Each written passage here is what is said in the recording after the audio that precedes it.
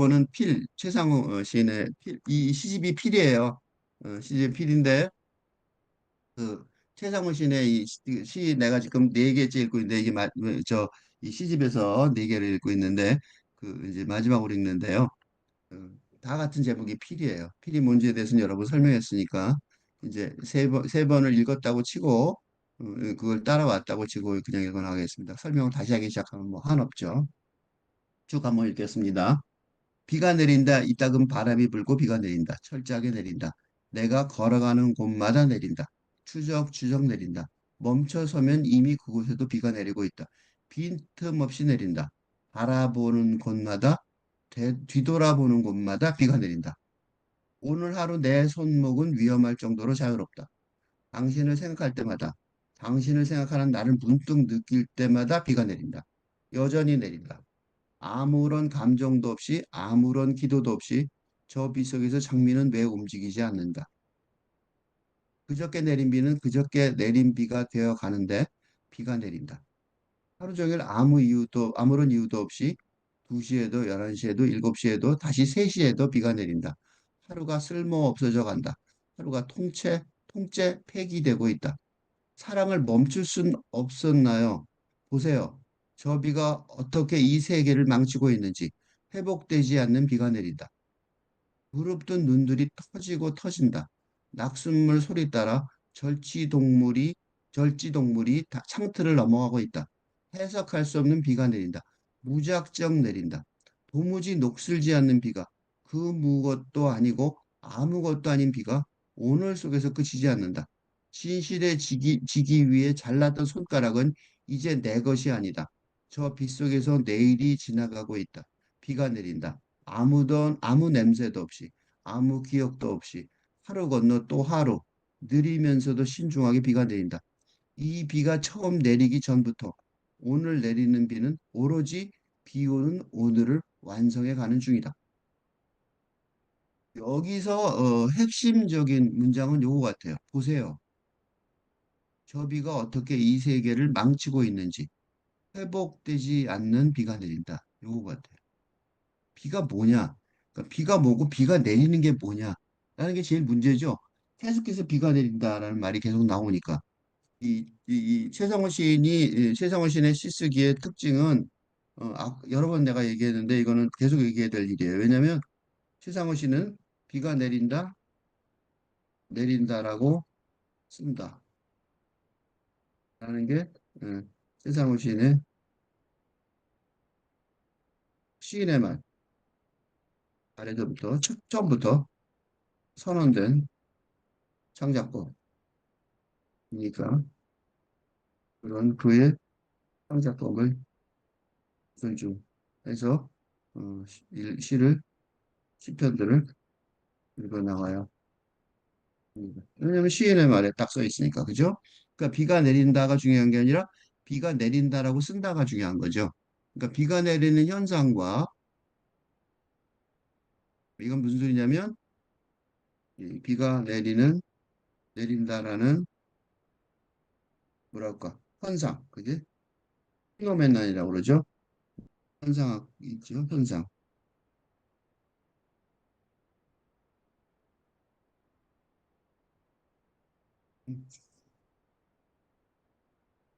내가 막 끌어버렸네. 비가 내린다.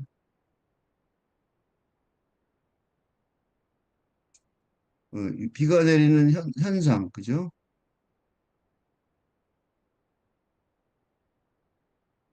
조작을 잘못해요. 이 비가 내리는 현상이 하나 있고, 과 그 비가 내린다라고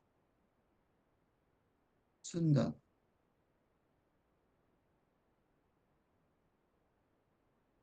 라고 쓰여 있을, 당연히, 최상호 시인의 시작법에 따라 당연히 쓰여 있을 구절을, 문장을 있다고 생각하고 하며 읽어야 한다는 거죠. 하는데, 이건 뭐예요? 비가 내린다라고 쓴다는 뭐예요? 이거는 이건 현상에 대한, 그지? 자연현상이든지 현상에 대한 뭐예요? 화자, 시, 페르소나,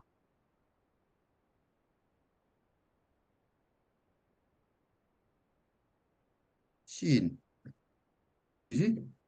비가 내린다라고 쓴다는 거는 그 쓰는, 그지? 시, 창작, 과정에 대한 완성 작업이 동시에 진행되고 있다고 봐야 되는 거죠. 또 생각해야 돼. 이 최정원 시인의 시를 읽을 때는 언제나 그래야 돼. 그래서 요것 때문에 비가 내린다 다 있으니까 요걸 보면 되죠. 보세요. 저 비가 어떻게 이 세계를 망치고 있는지 회복되지 않는 비가 내린다. 그러니까 보세요. 라는 말은 이 독자에게 시인이 라고 쓴다라고 자기 반성을 하듯이 독자에게 직접 호명을 하면 아저씨 좀 보세요. 일로 와 보세요. 뭐 이런 거죠. 그죠? 보세요. 그죠? 보세요. 그래 놓고 그 비라는 거에 대해서 의미를 부여하는 거예요. 그 비는 그러니까 이게 비가 그 해밍웨이의 소설에 무기여자일 거란가? 무기여자일 거라든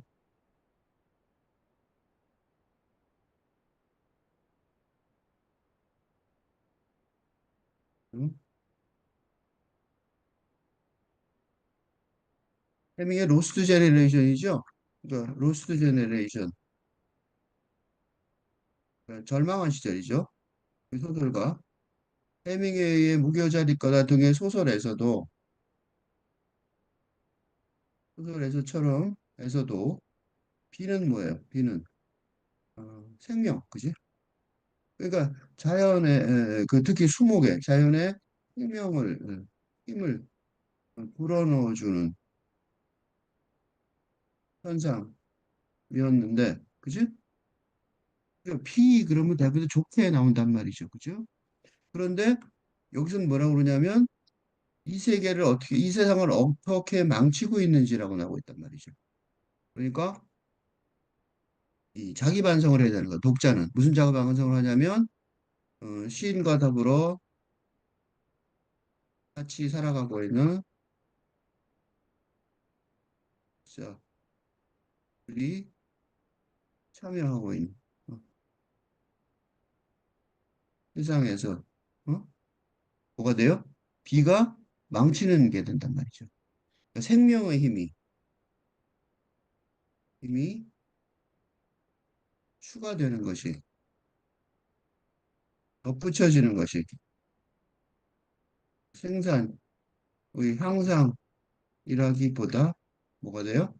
망치는 결과를 초래하는 일이 되고 있는 일에 주목하시기로 하는 이걸 보면서 되게 쉽게 이해할 수 있죠. 이건 뭐냐면 기후재앙을 생각할 수 있잖아요. 그죠? 기후재앙의 요새 눈이 내리고 비가 내리는 게 이 최근 기후재앙의 사태 속에서 예를 들면 옛날에는요 한방 눈이 내린다 그러면 얼마 전까지만 해도 한방 눈이 그러니까, 크리스마스 때 예, 한방 눈을 기다리며 어? 크리스마스가 스노우 크리스마스 기다리던 해가 있었는데 어? 행복하던 시절이죠. 고민 없던 시절이에요.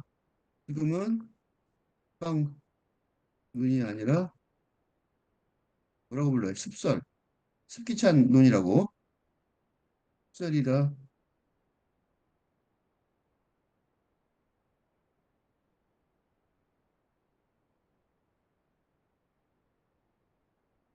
습설이라 부르면서 어떻게 해요?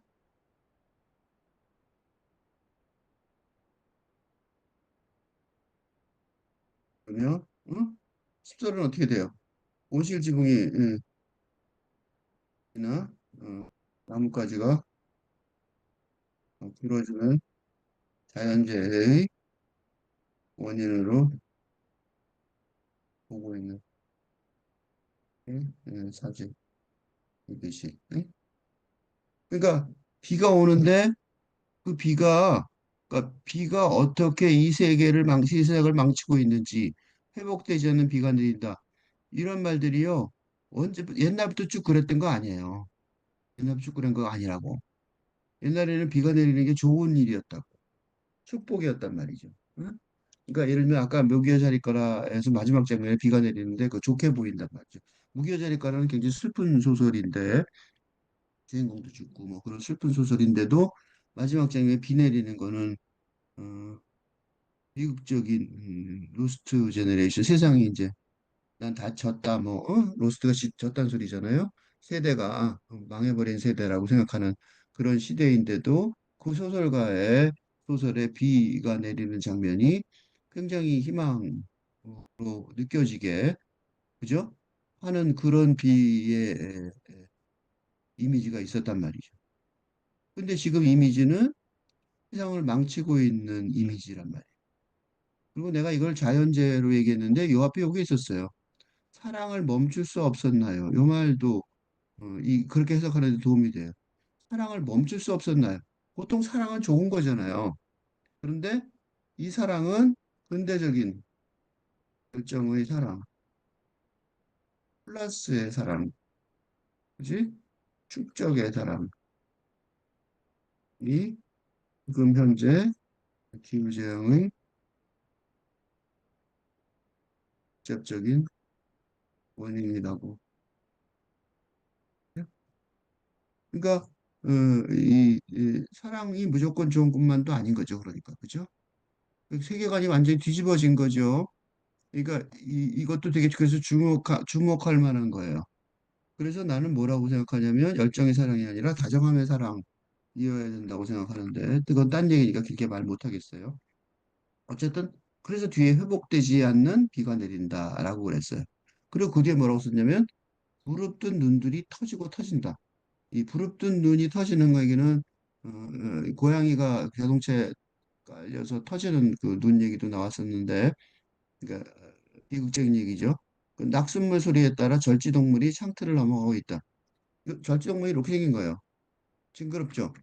그러니까 창틀을 넘어가고 있는 그 장면이 비가 왔을 때요. 비가 막 내릴 때 너무 심하게 비가 오면 땅속에 묻어있던 그 이런 그 절지동물들도 나타나서 방을 돌아다녀요. 너무 습기가 심하면요. 근데 이런 혼란스러운 비의 이름이 여기 써 있어요. 해석할 수 없는 비가 내린다. 무작정 내린다. 그러니까 알 수 없는 거예요. 해석할 수 없는 거예요. 그러니까 기존의 현대적인 인식 체계에서 파악할 수 없는 그죠? 그런 뜻이에요. 그러니까 이 시가 지금 언어가 이 시의 언어가 왜 이 최상호 시인이 왜 최상호 시인이 현상의 기록뿐만 아니라 그 소설자의 반성을 포함하는 소설적인 자유 간접화법의 글쓰기를 시에서 쓰는지 어, 어느 정도 짐작이 되는데 어? 왜냐하면 기존의 언어로 시는 언어로 쓰는 언어 예술인데 언어 예술의 방식으로 시 쓰기가 일을 하는 건 뭐예요? 음, 멈춰야 되는 무책임한 사랑의 행위 같아 보이는 지경에 이르렀기 때문에 어떻게 해야 돼요? 쓰면서 시인이라도 쓰면서 자신의 쓰는 행위를 계속해서 반성해야 한다는 어, 결론에 도달한 것 같은데. 그래서 해석할 수 없으니 나오는 거죠. 어? 해석할 수 없다는 거예요. 무작정 내린다는 거죠. 그지? 음. 그러니까 이게 도무지 녹슬지 않는 비가 그무것도 아니고 아무것도 아닌 비가 오늘 속에서 끝이지 않는다. 뭔지 모르겠는 비예요. 더 중요한 건 뒤에 또 나와요. 진실해지기 위해 잘랐던 손가락. 이 이미지는요. 진실해지기 위해 잘랐던 손가락은 이제 내 것이 아니다. 그러니까 진실해지기 위해 손가락을 언제 잘랐는지는 모르지만, 그죠? 그 진실에 아까 내가 대학이 진리를 찾는다 그랬잖아요. 그죠? 그런 시대가 있었다고. 그지? 진실을 찾을 수 있다고. 그러니까 이데아를 발견할 수 있다고. 어, 유토피아를 건설할 수 있다고 믿었던 근대 이념의 전성기가 있었는데, 그죠? 이때가 뭐예요? 이때가 언제냐면, 이때가 언제냐면 젊은 사람들이, 그러니까 이런 행복하던 시절이 있었어요. 언제냐면, 졸업, 대학 졸업, 취업, 결혼, 출산에 거대 서사가 행복과 성공을 보장한다고 믿었던. 그래서 무슨 짓이든 하면서 행복했던. 그래서 손가락을 자를 수 있었던 거죠. 그런 근대 담론의 전성기가 있었는데 이제는 아무도 안 믿죠. 응? 믿을 수 없는 거짓말처럼 우리 있다는 거. 어떻게 써야 될지 모르겠는 거예요. 또 하나 이 진실해지기 위해 잘랐던 손가락의 또 하나는 뭐가 있냐면 이렇게 자르는 사람들은 신념에 의해서 그러죠. 이게 육체의 를 초계같이 여기는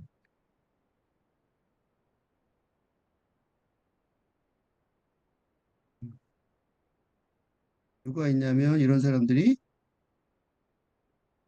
영성의 사람들.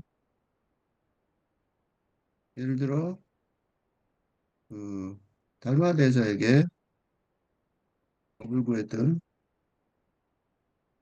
이주 해가는 음, 자신의 팔을 잘라 부도 의지를 확실히 보여준 것처럼 어, 그거 아무것도 아니라고 생각한 거죠. 그러니까 진실을 위해 손가락을 잘랐던 손가락 이거는 서구적인 방식이 아닌 것 같아요. 그죠? 그죠? 동양 영성 사상의 방식을 이랬더라. 진실을 하게 해주기 위해서 손가락을 잘랐다. 이런 얘기는 서양에서는 잘 없다고. 그러니까 뭐라 그럴까? 우리나라 그 옛날에 그 IMF 시절에 IMF가 그 국제 무역의 흐름 속에서 우리가 들어가려고 그럴 때 그걸 주도하는 국제기구가 IMF였거든요. 그 IMF가 우리나라의 농업을 개방하라고 그러니까 농민들이 쌀농사 짓는 농민들이 반대하기 위해서 막 돌아다녔는데 그 사람들 대표들이 그 IMF 회의를 하는 스위스 제네바에 가갖고 거기서 우리는 머리 보통 막 자르죠. 그래서 거기서 그랬다는 거예요. 근데 그 사람들이 머리 자르고 뭐 활복한다고 칼 갖고 막 그 배도 찌르고 그랬나 봐요. 근데 그 사람들이 이제 거기서 그러니까 이제 그거 내버릴 수 없으니까 이제 병원에 데려갔겠죠. 갔다 와서 그 사람들이 더 이상 안 했어요. 이게 한국식의 그 미친 짓이구나라는 걸 알게 된 거죠. 이거 진실해지게 잘랐던 손가락 이거는 완전히 한국식의 그런 거가 있어요. 그죠? 내가 앞부분은 안 읽죠. 거꾸로 읽으려고 그러는 거 일부러. 저 빗속에서 내일이 지나고 있다. 그러니까 내일이 이미 지나가고 있는 거죠. 그러니까 미래 전망이 없는 거죠. 근데 왜냐하면 비가 내린다. 아무 냄새도 없이 아무 기억도 없이. 냄새나 기억이라는 것도 다 냄새나 기억을 보는 기억을 무엇이라고 설명할 수 있는 있을 시스템을 전제로 하는데 그런 게 작은 시대를 위해 마련되어 있지 않은 상태로 어? 이 시대가 무너져가고 있는 거죠. 그죠? 이 시대가 망치고 있는 세상이 망쳐지고 있는 현상이 쉬지 않고 계속되고 있는데 그런 뜻이에요. 비가 굉장히 무서운 비죠. 그죠? 이거 영화라면 되게 무서울 것 같아요. 비가 오는데 그게 전부 다 내리면서 전부 다 그죠? 망치고 있는 그런 느낌이죠. 하루 건너 또 하루 내리면서 신중하게 비가 내린다. 이 비가 처음 내리기 전부터 오늘 내리는 비는 오로지 비 오는 오늘을 완성해 가는 중이다. 그러니까 내리기 전부터 예정돼 있는 거죠. 이제 거꾸로 올라가서 매니프 보겠습니다. 비가 내린다. 이따금 바람이 불고 비가 내린다. 철저하게 내린다. 내가 걸어가는 곳마다 내린다. 추적추적 내린다. 멈춰 서면 이미 그곳에도 비가 내리고 있다. 빈틈없이 내린다. 알아보는 곳마다 보는 곳마다 비가 내린다. 그러니까 이 비가 내리는 현상의 현재성 어디에나 벌어지는 거죠? 어디에나 어디에서나 벌어지는 현상. 그러니까 이 이런 어디에나 있는 현상은 누구예요? 창조주가 그렇죠? 그러니까 신의 편재성처럼 이 편재성, 즉 이 망치는 세상을 망치는 사태의 편재성. 난 이걸 뭐라고 부르냐면 근대 사회의 다중위기 상황이라고 말해요. 즉, 그러니까 기후 재앙 등 뭐 많죠. 응? 그지? 다양한 그러니까 거의 모든 분야에서 어, 만나게 되는 위기 앞에서 응? 난경은 어디로 갈지 모르는 대책이 없는 을 말하는 것 같아요. 그지? 그러니까 오늘 하루 내 손목은 위험할 정도로 자유롭다. 자유가 좋은 게 아니죠. 왜냐하면 뭘 해야 될지 모르는 거죠. 난경이라는 말을 이렇게 표현한 거예요. 당신을 생각할 때마다 당신을 생각하는 나를 문득 느낄 때마다 비가 내린다. 요건 앞에서 당신이란 말을 그 전에 읽었는데 당신을 생각할 때마다 당신을 생각하는 나를 문득 느낄 때마다 이게 무슨 얘기냐면 당신이나 나라고 지칭할 수 있을 만한 독립 주체성을 가진 의 정체성을 가진 근대자를 말하는데, 그지? 그지? 이런 근대자의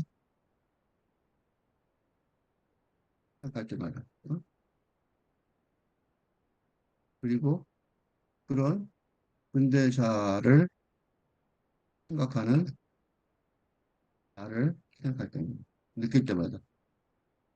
그런 뜻이죠? 그러니까 근대자가 지금, 이게 문제가 뭐냐면, 이 독립주체적인 자아가 책임을 지고, 행동을 할 수 있어야 되는데 그걸 못하는 상황이잖아요. 무기력한 상황이죠. 그러니까 비가 내릴 수밖에 없는 거죠. 그죠? 망치는 비가 내리는 거예요. 왜?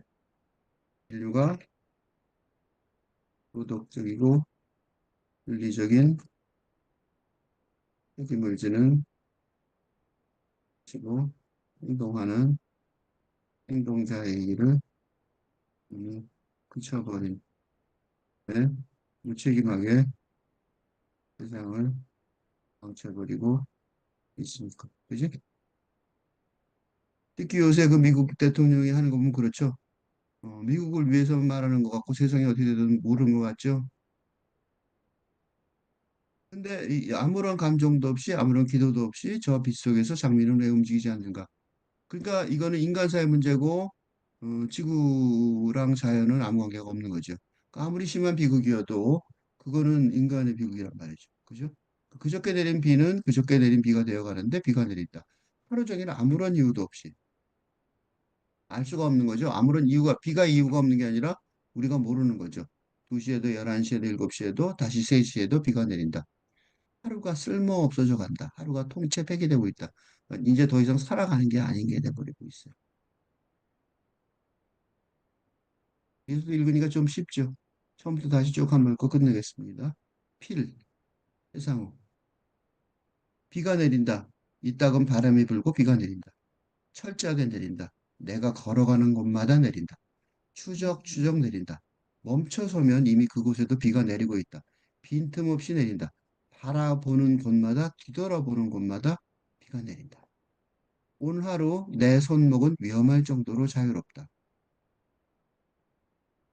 당신을 생각할 때마다, 당신을 생각하는 나를 문득 느낄 때마다 비가 내린다. 여전히 내린다. 아무 감정도 없이 아무런 기도도 없이 저 빗속에서 장미는 왜 움직이지 않는가? 그저께 내린 비는 그저께 내린 비가 되어 가는데 비가 내린다.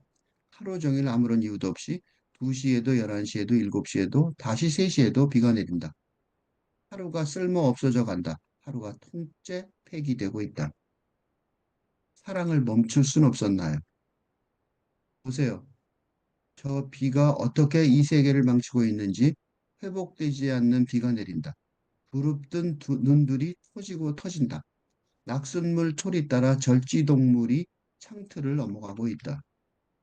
해석할 수 없는 비가 내린다. 무작정 내린다. 도무지 녹슬지 않는 비가 그 무엇도 아니고 아무것도 아닌 비가 오늘 속에서 그치지 않는다. 진실해지기 위해 잘랐던 손가락은 이제 내 것이 아니다. 저 빗속에서 내일이 지나가고 있다. 비가 내린다. 아무런 냄새도 없이 아무 기억도 없이 하루 건너 또 하루 느리면서도 신중하게 비가 내린다. 이 비가 처음 내리기 전부터 오늘 내리는 비는 오로지 비 오는 오늘을 완성해 가는 중이다.